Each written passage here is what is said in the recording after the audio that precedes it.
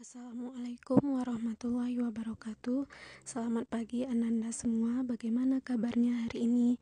Semoga pada pagi hari ini Ananda semangat untuk mengarungi samudra ilmu ya.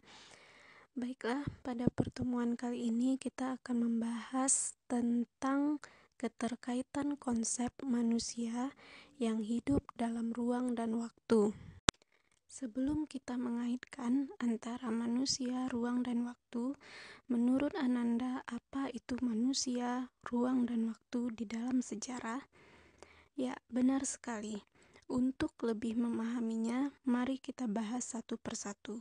Yang pertama yang akan kita bahas adalah manusia. Manusia di dalam peristiwa sejarah menjadi sentral sebagai pemegang peran. Oleh karena itu, manusia sangat menentukan di dalam suatu peristiwa sejarah. Manusia adalah makhluk individu dan makhluk sosial.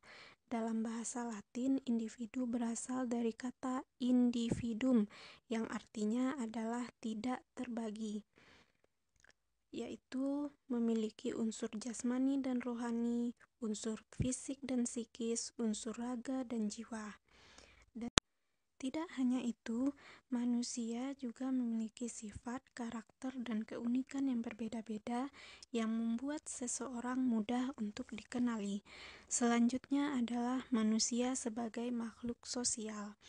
Seperti yang dikemukakan oleh Aristoteles bahwa manusia sebagai zoon politikon. Maksudnya adalah manusia dikatakan sebagai makhluk sosial karena manusia tidak akan bisa hidup sebagai manusia jika tidak hidup di tengah-tengah manusia. Di dalam sejarah, manusia memiliki dua peran, yaitu yang pertama sebagai objek dan yang kedua sebagai subjek. Manusia sebagai objek maksudnya adalah manusia itu menjadi pelaku sejarah atau orang yang mengalami secara langsung peristiwa tersebut. Dengan kata lain, manusia yang diteliti.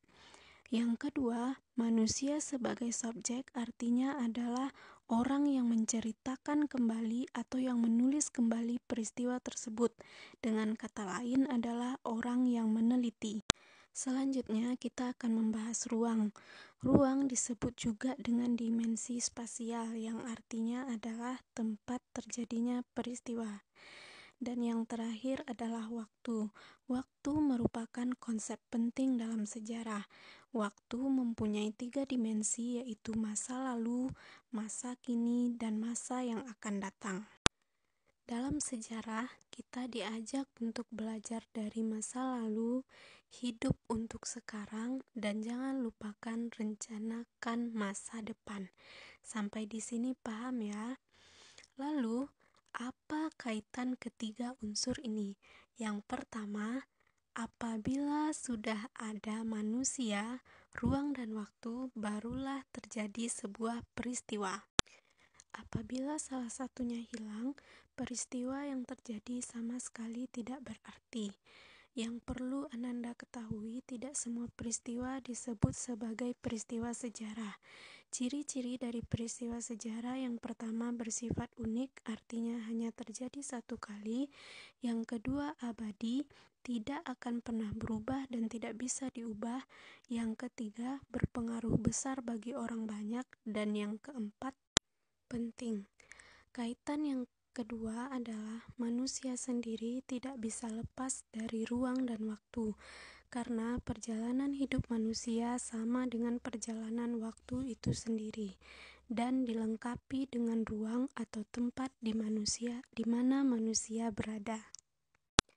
Alhamdulillahirrabbilalamin, sampai di sini dulu pembahasan kita kali ini. Mudah-mudahan berkah dan ilmunya sampai ke Ananda. Terima kasih untuk hari ini. Wassalamualaikum warahmatullahi wabarakatuh.